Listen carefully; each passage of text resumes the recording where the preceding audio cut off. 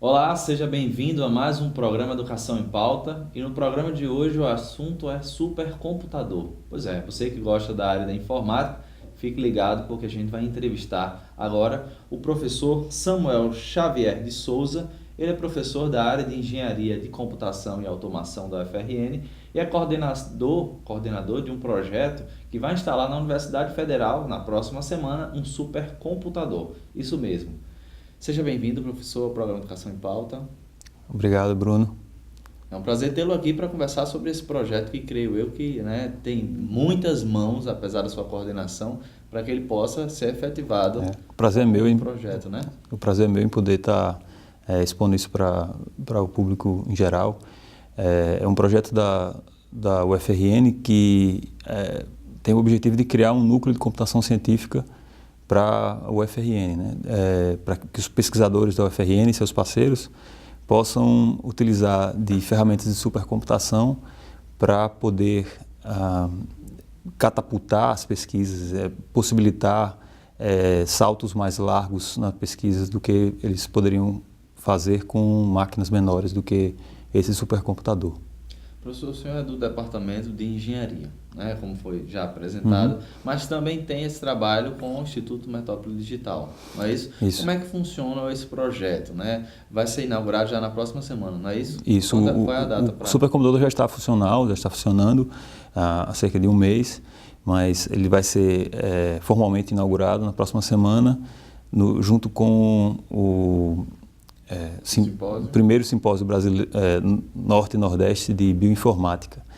Esse simpósio ele é uma realização do IMD, que está também lançando, juntamente com a inauguração do supercomputador, as primeiras atividades do programa de pós-graduação em bioinformática, que foi aprovado no final do ano passado pela CAPES, para mestrado e doutorado com nota 5.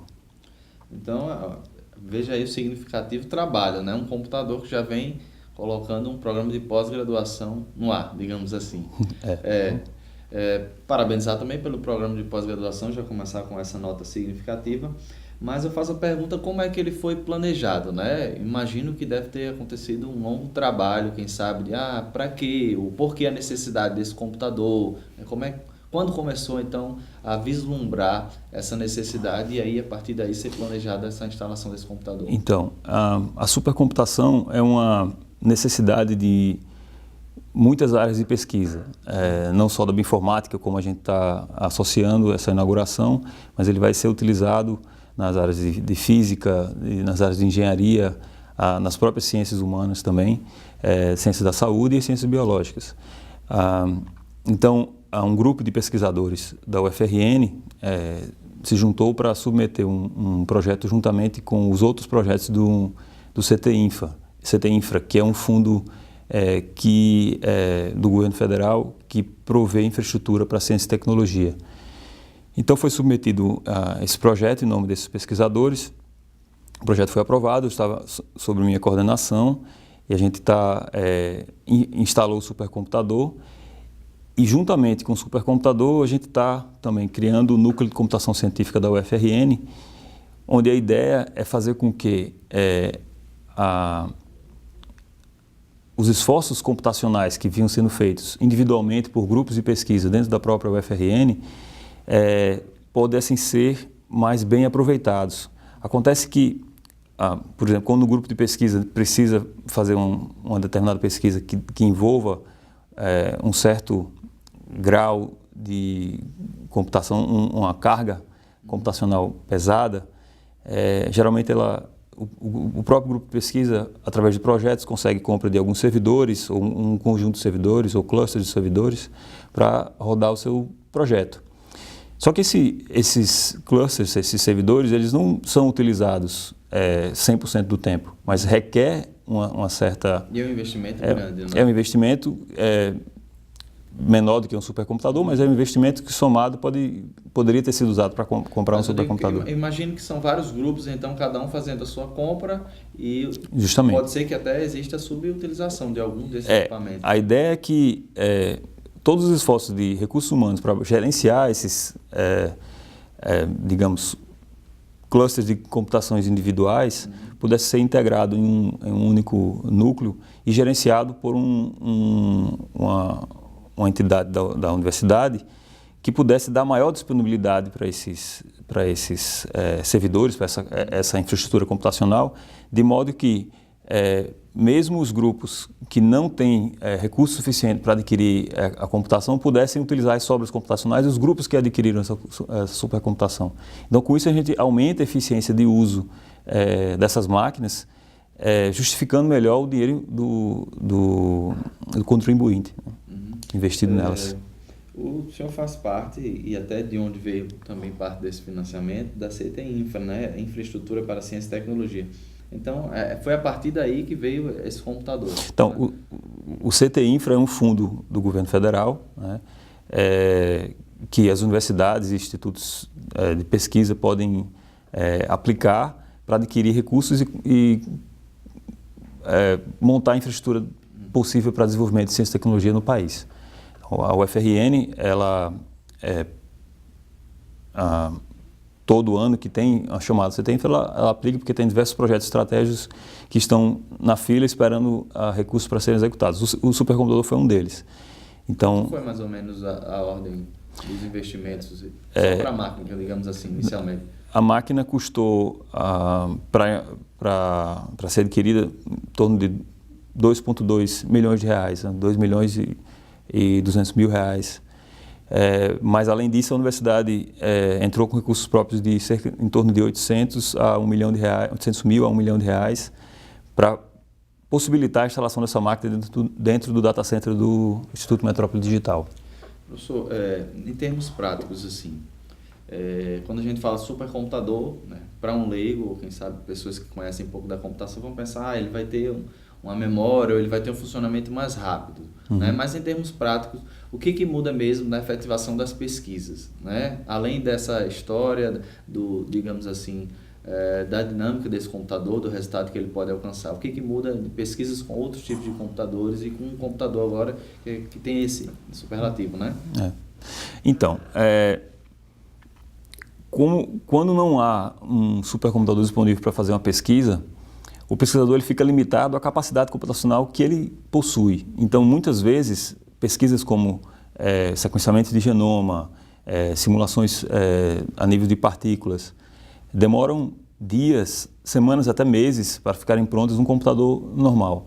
Então, o pesquisador perde completamente, em alguns casos, a interatividade com aquela pesquisa. Então, esperar semanas para ver o resultado de um experimento que ele bolou para testar suas hipóteses de pesquisa, pode fazer com que a hipótese tenha mudado completamente durante aquele período.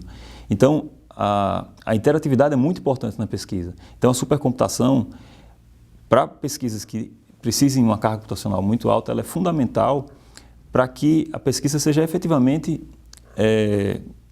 funcione, né? Que o resultado esteja disponível em um tempo razoável para o pesquisador.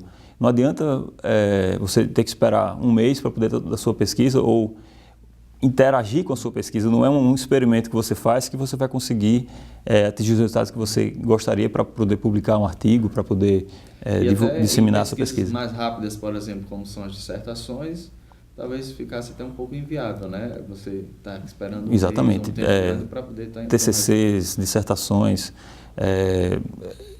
torna inviável a gente esperar tanto tempo para interagir com a pesquisa. Então, com isso a gente consegue, com o supercomputador a gente consegue levar mais rapidamente os resultados que estão na pesquisa de um pesquisador para a comunidade externa da UFRN. Esse computador ele vai ficar no IMD, Instituto Metrópole Digital, né? Isso. Em termos práticos, outra curiosidade que pode vir a acontecer, né? Qual o tamanho de uma super máquina dessa, né? Já que a gente tem aí, a gente lembra do início da informática com aqueles computadores como paredes e aí depois veio os tablets, mas assim, dentro de uma universidade, qual é o tamanho, a extensão de um computador desse, por exemplo? Se tiver a oportunidade de visitar ou tiver acompanhado fotos do supercomputador, ele parece uma Kombi, né? Preta, lá, é do tamanho de um carro hoje. mas o supercomputador em si são 2 racks computacionais de 60 centímetros de largura, mais ou menos, e uns 2 da altura de uma porta. E a infraestrutura em torno dele para resfriá-lo, né, porque ele, como ele produz muito calor com as computações, ele precisa ser resfriado, o ar que ele produz precisa ser resfriado para poder ser jogado novamente dentro do ambiente que ele se encontra, para fazer com que ele funcione dentro de temperaturas adequadas ao funcionamento dele. Então, a infraestrutura que está ao redor dele é bem maior do que ele, né? Hoje em dia,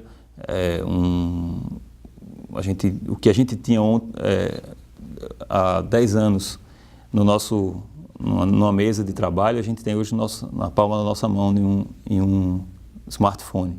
E esse avanço também foi para os supercomputadores. Então, os primeiros computadores eram do tamanho de uma sala, de um estúdio como esse, e foram evoluindo para a nossa mesa. Hoje, a gente tem computadores muito mais poderosos na palma da nossa mão. Então, os supercomputadores, eles também não precisam de um espaço tão grande para funcionamento. Mas você tem mais ou menos uma estimativa de esse é tantas vezes mais rápido do que o computador anterior que a gente usava? Temos. Esse supercomputador, a gente pode falar em termos de quantidade de núcleos de processamento. Ele tem cerca de 2.200 núcleos de processamento que você tem normalmente numa máquina desktop, né, uma máquina pessoal, no máximo 4, hoje em dia. Ele tem mais de 8 teras de memória RAM, o que a gente normalmente tem hoje é entre 4 e 8 gigas, ou seja, 2.000 vezes mais memória. Então ele tem, digamos assim, uma resposta 2.000 vezes melhor do que o equipamento antigo. Espera-se isso, mas né, como é uma máquina um pouco mais complexa do que um computador tradicional, ele requer o manuseio a programação dele é um pouco mais avançada. E por isso mesmo que da criação do núcleo de computação científica, que vai ajudar os pesquisadores a programar essa máquina. Professor, como é que de fato é o acesso a essa máquina, né? Você vai ter que ir na sala, ou ele é interligado a outros computadores? Como é que acontece aqui?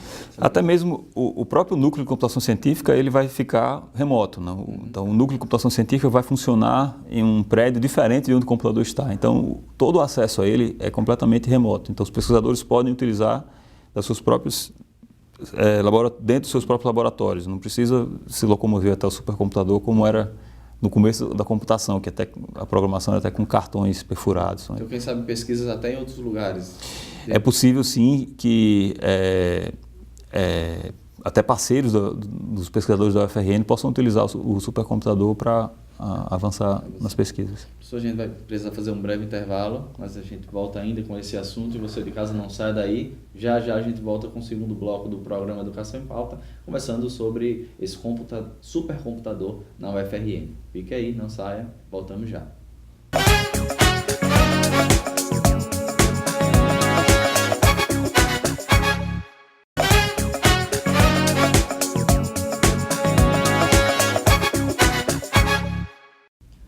Voltamos no intervalo com o segundo bloco do programa Educação em Pauta e eu continuo a conversar com o professor Samuel Xavier de Souza. Ele é professor da área de Engenharia de Computação e de Automação da UFRN e um dos coordenadores da criação de um supercomputador que vai ser instalado na Universidade Federal.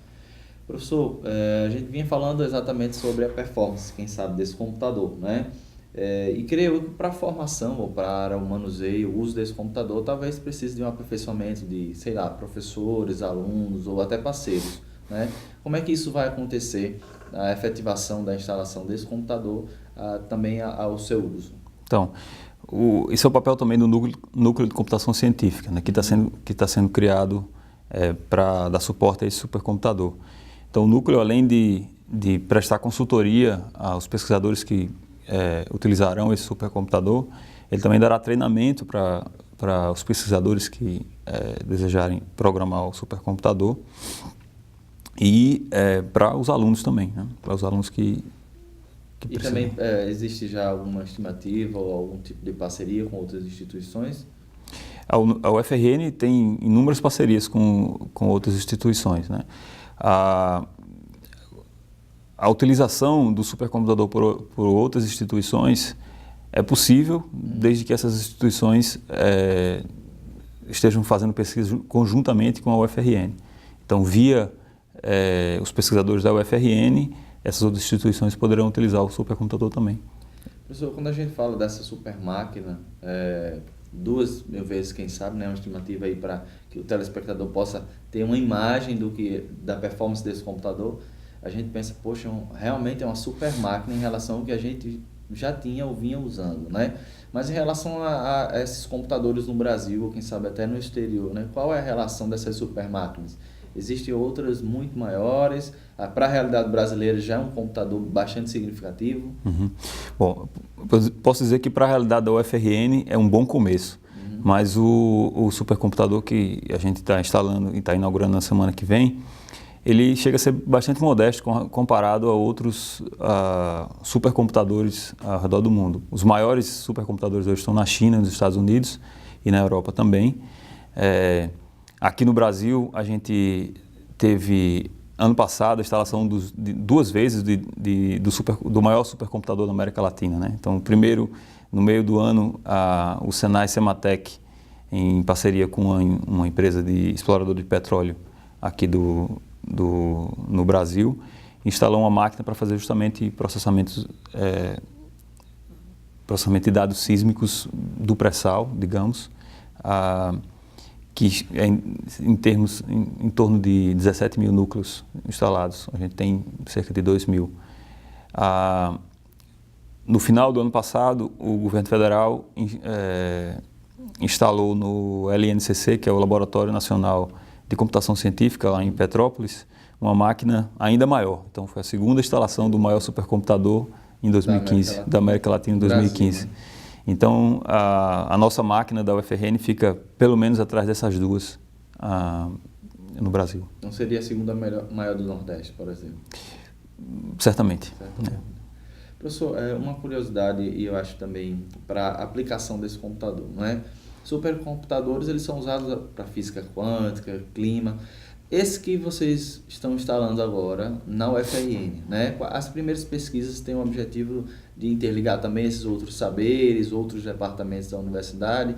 Quais são os primeiros objetivos, então, desse computador? Então, o objetivo desse computador é bastante universal. Inclusive, a ideia é universalizar a supercomputação dentro das diversas áreas de atuação da UFRN em pesquisa, né? Então, a gente espera que ele seja utilizado por todas essas áreas, mas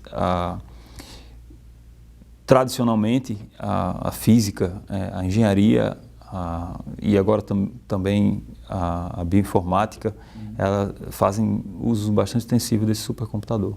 Com essa pós-graduação de bioinformática agora, mestrado, doutorado, né? A tendência é que as pesquisas vão mesmo para essa linha do computador, tenham objetos de pesquisa a partir da utilização dessa máquina? Também, claro.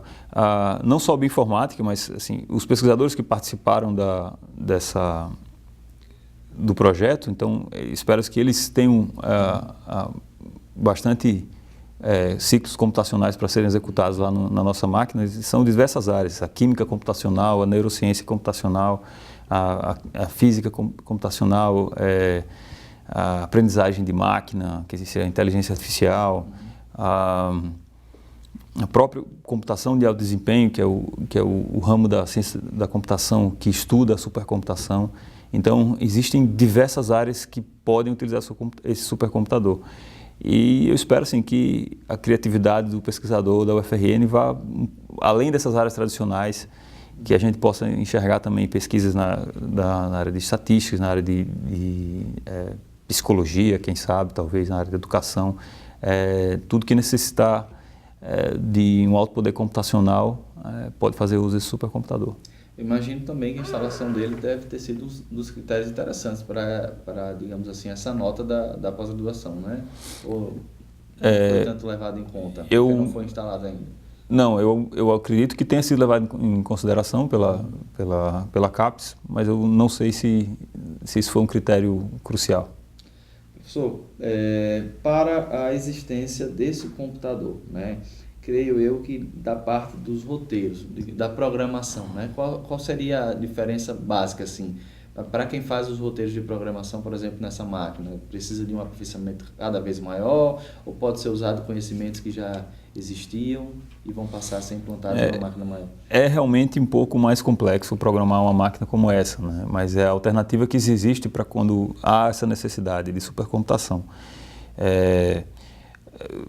Para isso está a criação do NCC, né? O Núcleo de Computação Científica, para auxiliar os pesquisadores. Mas basicamente a diferença é que, ao invés de, como ele tem diversos núcleos processando a informação ao mesmo tempo, o programador precisa estar ciente de que essas informações vão ser processadas ao mesmo tempo. Então ele não pode organizar a computação de forma que uma conta seja dependente do resultado da outra. Ele tem que organizar de tal forma que o máximo de contas possam ser feitas em paralelo, para poder utilizar toda a capacidade de processamento do supercomputador.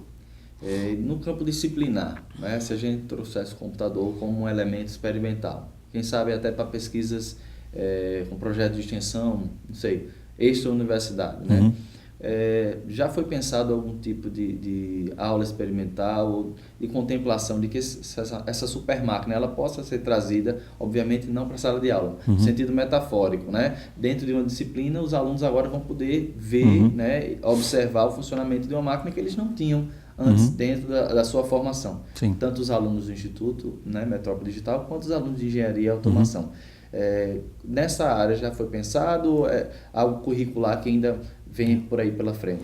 Então, nos cursos de computação, isso é uma disciplina que deveria ser obrigatória. No curso de Engenharia da Computação, do departamento que eu faço parte, eu leciono a disciplina de programação concorrente e distribuída, e lá a gente aprende como programar essas máquinas, né? Os alunos, eles, apesar de não ter acesso a um computador como esse, não terem tido acesso até hoje, né, a um computador como esse, eles são treinados a poderem utilizar um computador como esse. E são justamente alunos egressos do nosso curso que provavelmente serão os pesquisadores que darão suporte à supercomputação nos próximos anos. A ideia é que esse ambiente de supercomputação, né, o núcleo de computação científica, ele tem esse papel de tornar a supercomputação familiar para os pesquisadores. Então, não adianta a gente ter uma máquina como essa se ninguém sabe utilizar. Então, o papel do núcleo é formar, inserir, motivar que os cursos tenham cada vez mais disciplinas do currículo que facilitem a utilização dessas máquinas como ferramenta de pesquisa. Quando a gente fala, por exemplo, de processo de simulação, né? Quem sabe da área da comunicação ou da psicologia, né? Ambientes visuais, né? São simulados. Quando a gente fala para processo de simulação com essa super máquina, por exemplo, né? Já foi pensado alguma coisa na área? Que grau de realismo pode ser alcançado com a super máquina que, como o senhor bem disse, não tem um desempenho tanto quanto outras máquinas, mas é uma super máquina, né? Já foi pensado alguma coisa nessa área ou são pesquisas que vêm para o futuro? Bom, eu não tenho como enumerar todas as possibilidades, né? Todas as possibilidades que a gente possa usar o computador. Mas acredito isso é da área de pesquisa de cada pesquisador, né? Vem da necessidade da pesquisa dele, né? Mas assim, inicialmente, quais são as áreas que vão ser abordadas, por exemplo, então? Certamente tem gente dos programas de pós-graduação em ciências climáticas, né? Para fazer simulações climáticas, bastante gente da parte de bioinformática, né? Do novo programa, que é novo, mas já tem professores com pesquisa há anos, né? Já tem pesquisadores de outros programas da UFRN que já vem fazendo pesquisa nessa área de bioinformática há muito tempo e que necessitam desse tipo de ferramenta. A própria física, que tem diversas áreas dentro da própria física que necessitam de supercomputação. As engenharias, né, todas elas, em algum ponto, eles precisam de simular algum processo para otimizar tal processo. Áreas como a matemática também, para provas de teoremas, a própria ciência da computação para pesquisas em desenvolvimento de novos sistemas computacionais, aprendizado de máquina, inteligência artificial. Então, é um pouco difícil enumerar todas as áreas possíveis. Sabe até parcerias que possam acontecer. Alguns projetos da universidade têm parcerias com a própria Petrobras ou empresas de um ramo que não é estatal, né? Ou até estatal, por exemplo. Sim, empresas claro. privadas. Possam acontecer algumas pesquisas nessa área também? Em parceria com empresas, eu acredito que sim. Ainda não foi formulado a política de uso do núcleo de computação científica, mas eu acredito que isso seja bastante saudável para o ambiente de pesquisa dentro da UFRN, a aplicação, né? A extensão do braço da pesquisa para a indústria. Isso é fundamental no papel da universidade. E, professor, a gente está aí já terminando o nosso programa, agradecemos a sua participação. Eu que agradeço. E aí fica o convite, né? Para quem quer saber mais sobre essa super máquina, onde é que ele pode procurar, se tem um site, como é que eles podem fazer? Bom, a gente está, nos próximos dias, lançando o supercomputador. Durante o